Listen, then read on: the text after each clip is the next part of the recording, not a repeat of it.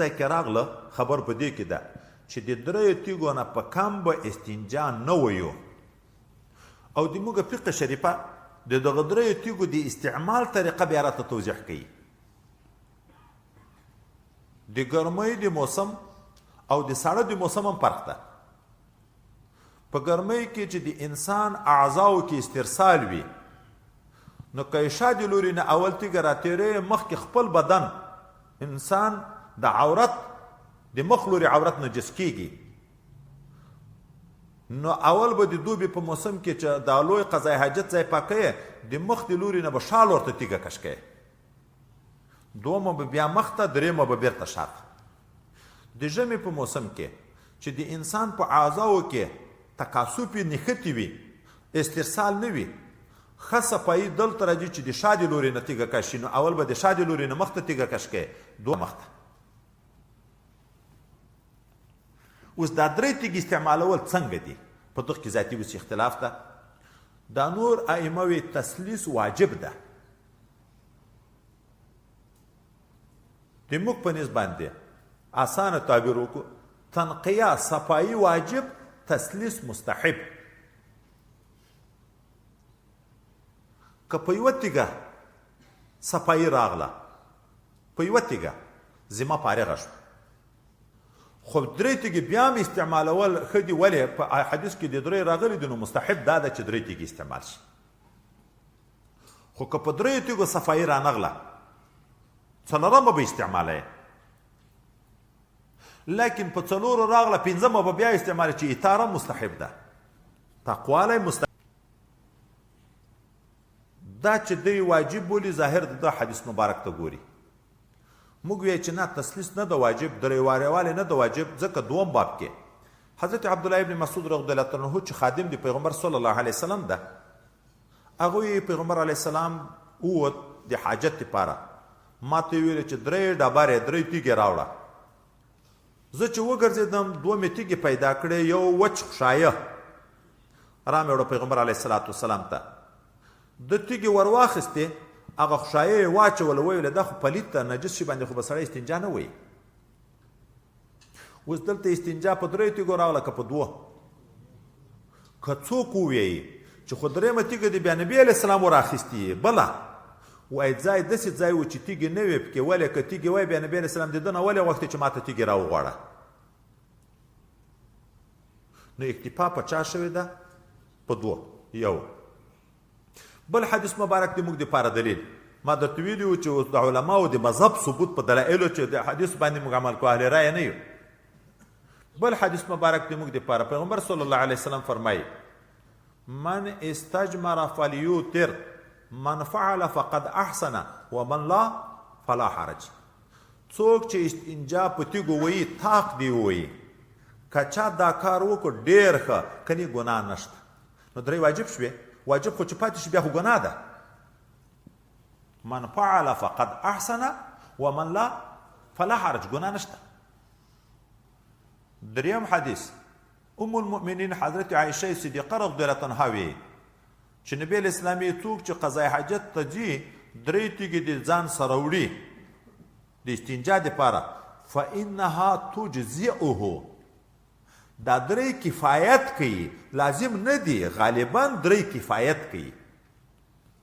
دا د غالب په لحاظ باندې د دریو خبرو چې په دریو ښه کفایت کیږي نه د دغه د وجې نه چې درې لازم دي استنجا په تیږو باندې صفایي درې افضل دي مستحب دي خو په دوم کفایت کیږي دا د تسلیس او د نه تسلیس په باب باندې خبره نور په دغه حدیث مبارک کې چې دوم باب کې د ذکر شو دومه طریقه باندې دا حدیث نقل ده په دریو څلورو طریقو نقل ده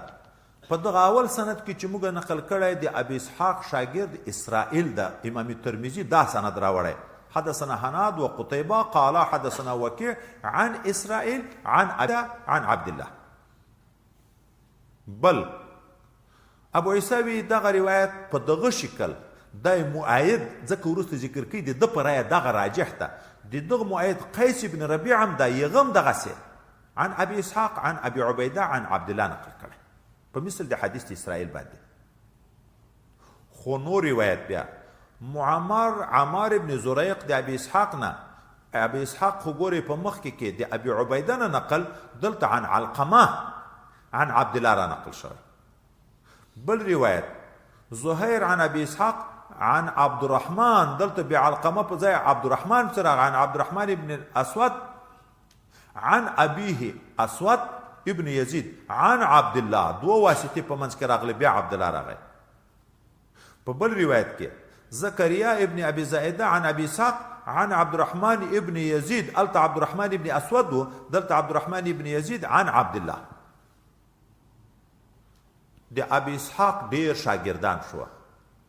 خو دغه شاګردانو کې فرق په څو جهاتو باندې راغی. څوک دوه واسطې ذکر کوي، څوک یوه ذکر کوي، استاد کې پورته څوک علقمه ذکر کوي، څوک عبد الرحمن ذکر کوي ابن اسود، څوک عبد الرحمن ابن يزيد. دا مختلف دي. نو کوم روایت ښه ده؟ ظاهر اول دعوه لري چې دا حدیث کې اضطراب ده، خو اضطراب په اصطلاحي معنا نه. په اصطلاحي معنا اضطراب خو مخکې موږ تاسې حدیث مضطرب یغته ویلی وو چې په هغه کې د سند په لحاظ یا د متن په لحاظ داسې تعارض وي چې تطبیق نه یې ممکن، ترجیح نه یې ممکن، عمل نشي پر راتلی په حدیث مضطرب باندې. دلته اول د اضطراب خبره وکړه، وروسته بیا د ترجیح خبرې را نقل کړي. ما دا حدیث ته پوښتنه وکړه د حضرت عبدالله ابن عبدالرحمن دارمي نه، څه یې نه وویلې.